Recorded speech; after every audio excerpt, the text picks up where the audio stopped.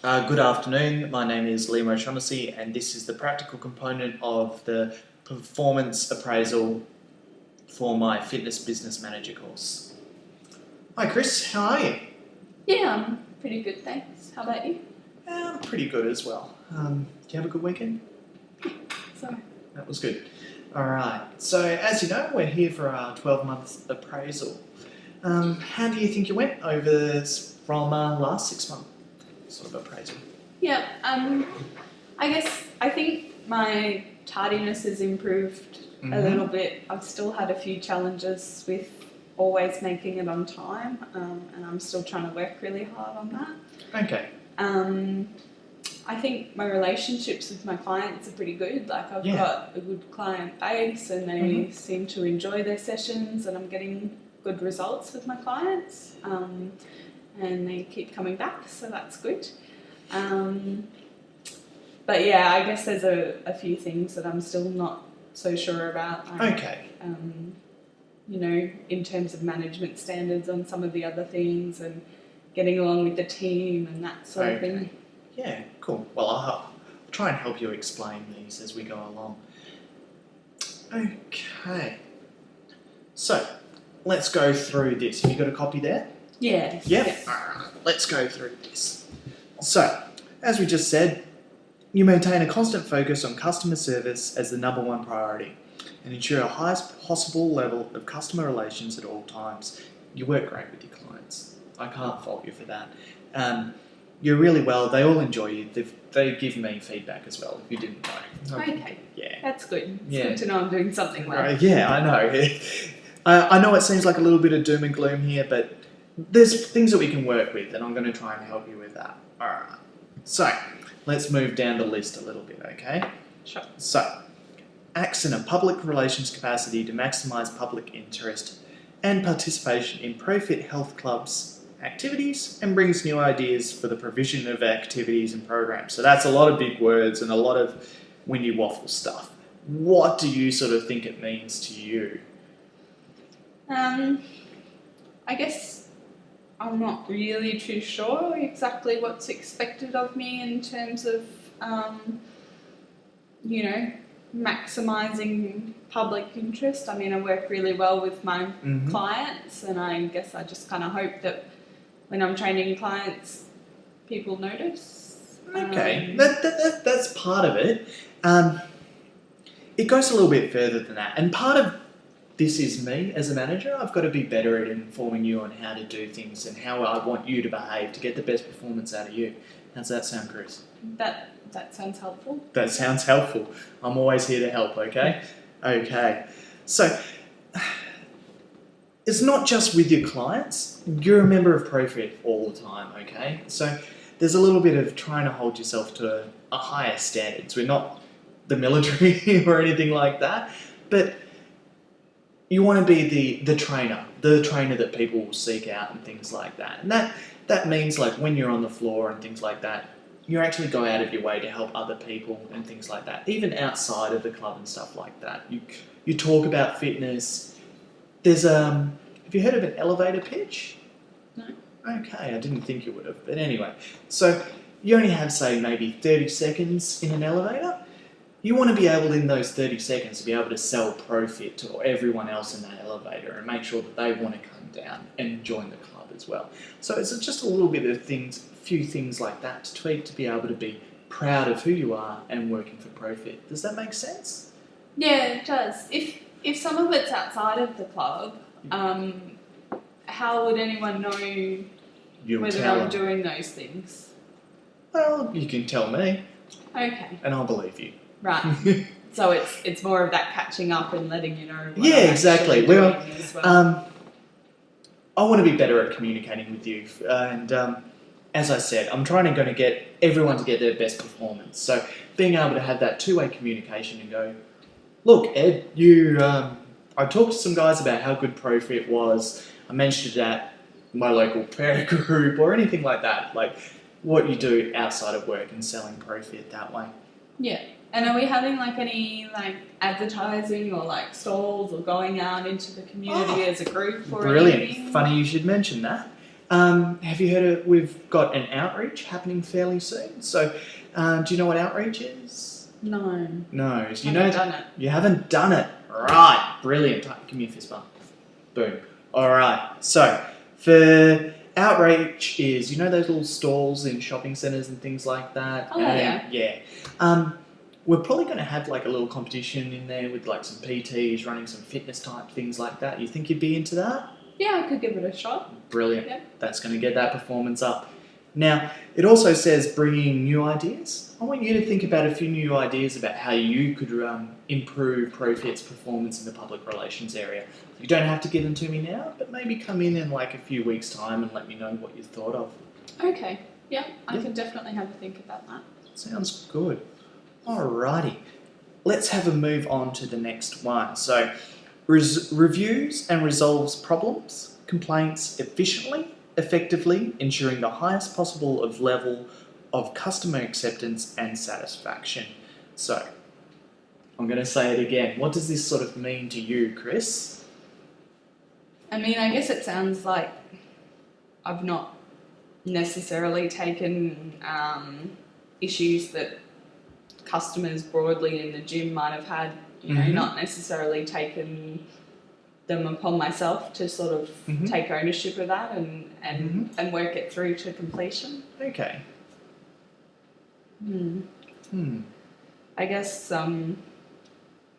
yeah, I mean, I guess sometimes things won't be right in the gym, like, you know, someone will be wanting to get on a piece of equipment and, you know, there'll clearly be someone hogging it or whatever, and I just kind of assume, well, that's more the manager's job, but, you know, when I'm the one on the floor, I guess I should be, you know, helping out with that sort of stuff so that things don't have to end up always at management as first point of call.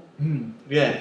Well, I can't be everywhere at once, Chris, so that would be great. Like, if you notice things like that, it stops big things or little things becoming big things. So if you can get that, like, just have a kind word to someone, let them know to share the equipment, things like that, a little bit of extra tidy up, spot them, and show them how to use things the right way. That's going to help a lot with that, the problem solving and things like that. Yeah. Okay, next one. Encourage the development and maintenance of effective and cooperative working relationships with user groups, customers, and members of the public.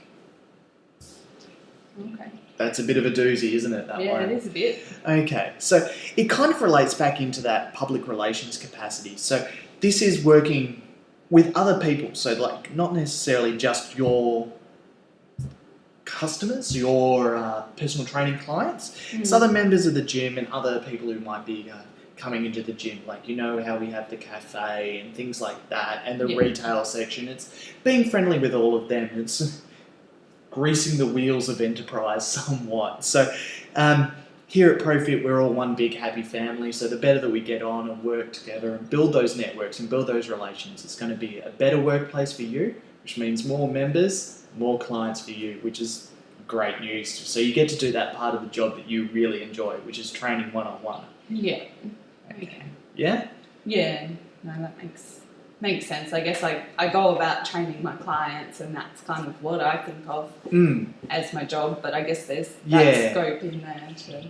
Well, we really need to rebrand it. It's not just fitness instructor, it's fitness everything, really, isn't it? So you've got a little bit of everything component into your job. Yeah. All right, moving along. Ensures that the equipment, workspaces and counters are clean, well organised and well maintained at all times. Okay, that's fairly straightforward right there. Clean. So what I've noticed, and I've had a little bit of feedback about this, is that you've only done sort of what you were required to do. And look, that's fair enough. Cleaning's not the most fun part of your job. I'd like to think of you to think of cleaning as a bit of a networking opportunity with the members on the floor and things like that. Look, there's no better way to break the ice with someone who's sitting on a bit of equipment that they don't know how to use, to give it a little wipe down, have a look and go, have you had a fitness appraisal yet? Have you tried our personal training? Have you tried one of our classes? So you reckon I could use cleaning to actually get more clients? I know you could. Back in the day when I was a fitness instructor and I worked my way up, it's what I did. Right. But yeah, I got my first 5 or so clients just from cleaning the gym. Right. Yeah. Oh. Yeah. I guess I could have a crack at that. Yeah. Yeah. Just pay a bit more attention to things that are out of place as I'm walking around. Oh, exactly. It reflects well on you too, because people who see you doing that little bit of extra work go, he's going to put that little bit of extra work into me. So they're going to be wanting to gravitate towards you in your classes because they know you have that good work ethic. Okay? Right. Yeah. Okay. Yep. Cool. All right. So we've kind of covered this one a little bit as well. So we assist customers with the operation and use of fitness equipment. So yeah, if you Make sure everyone's safe. pretty much, yeah. Break the ice. Yeah, exactly. And it doesn't matter who it is. Like, I know we've got that program for the elderly, but don't be afraid of telling, like, the biggest lunkhead in the gym that maybe it's probably not a great idea to throw his spine out. Like, and that's another thing. But I've got, back in the day, I got clients that way too, by just approaching everyone. Yeah. I think it was Michael Jordan, the basketball player, who said, you miss 100% of the shots you don't take. So if you don't ask anyone if they want to have personal training or even talk to them, you're not going to get that opportunity. Yeah. Okay. Cool. So, same again. Advises and consults with customers regarding personal fitness needs and assist customers in developing personal fitness plans. So you're pretty good with developing those fitness personal plans with your clientele and stuff like that. But yeah, maybe helping the other ones out that aren't your clients yet, okay? Yeah, so just like updating when they've, you know, seen them come in day out, doing the same thing for a little while, you know, just ask them if they want to do a new one. And kind word goes a very long way. Yeah, okay, I can have a shot at that. Okay, cool. Other skills. All right, teamwork. There's no I in team, is there? Okay, interacting, communicating, and supporting others. So, I just want you to realise success breeds success. So, work together with those other trainers in our family to be able to sort of like help you give some new ideas and things like that. As I said, I was a personal trainer. Personal trainers love nothing more than showing off. So, if you want some new ideas from the rest of the team, ask them. They're going to show you. And I reckon I could show you a few things. Hey, Chris? Maybe. Yeah. All right. Are you going to make a little bit of an effort to work together with the other members? Or with the team? I mean, I guess I feel like I do. Mm-hmm. You know, I try and make a bit of an effort, but I guess sometimes it feels like it's a bit of an isolated business, you know, it's almost competitive in a way. Yeah. So you're sort of trying to protect your own clients a little bit, you know, it's almost a little bit defensive in a way. Like, I don't want to lose all my clients to the other trainers in the gym.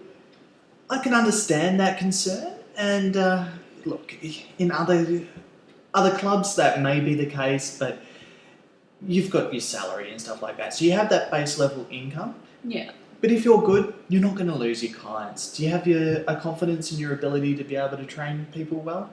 Yeah, I do. Yeah, it's just, I guess, I guess I just don't talk to the others as much because I don't want them to steal my ideas, or, you know, I really enjoy working with a particular type of client, and I like those clients, and they're mine. Get off. Don't touch them. Yeah, I guess I need to branch out a bit more and share the load a bit more, you know, with the pilot program, and actually take on a few more of those elderly clients and things that I don't necessarily. I'm pretty sure you just read my mind, Chris. Yeah. That was great. Getting a little bit more involved. They're not going to steal your clients, but if you're friends with them, they're even less likely to steal your clients. Working together, a problem shared is a problem halved. Yeah. So even if you want to like go, hey, Bob, can you do the cleaning while I take one of my clients? And when you're on shift, I'll do the cleaning, and vice versa. So work together to sort of create that atmosphere where personal training is what we want, because that's what we want, Chris. Yeah. Okay. Cool. Alrighty. So, customer service. Acknowledges customers within 30 seconds, assists effectively with inquiries, and willingly goes the extra mile. So, you covered that a little bit with yourself, like going that little buying a little bit more into those pilot programs and things like that, ensuring that you get involved and come up with a few ideas and be involved with the rest of the group, really. Yeah. I guess it's something that comes second nature to me with the clients that I know and the clients that I train, but I need to get in there and really just take on a whole gym approach. You know, look at every member as a potential client, I guess. Yeah. Okay, cool. So, can't really go over that. Now, timeliness. It was going to come up. So, this is kind of a one-strike policy sort of thing. So, if you're late once, it is always going to be a 1. So, I'd have to give you a 1 on this section of your report. I know you're working on the car and things like that. I'd like to think that with a little bit of prior planning, you may sort of be able to sort of mitigate things like that. Like you'd be able to, maybe you could have carpooled. Like if you had that teamwork with the rest of the team, they had an appointment early on in the morning, you had it open, you could have come in together, maybe even left earlier, things like that. There's always sort of a little bit of a way around. Look, I'm open to suggestions. I know I haven't been the greatest with communicating with you guys in the past, but look, if you said, Ed, I can't open the gym on time, my car's unreliable. Look, I'm pretty sure I can always make the afternoon, evening shifts, but the mornings, I may not be able to get my car up and running in the cold. Okay, look, thanks Chris, thanks for letting me know. Let me know when your car's up and running, you're not doing the morning shift and stuff like that. That way I would have never given you a 1. Does that make sense? Yeah. It's something that we might... It might be helpful if we can look at that, where it's at a time that I can actually catch public transport. Yeah, even that.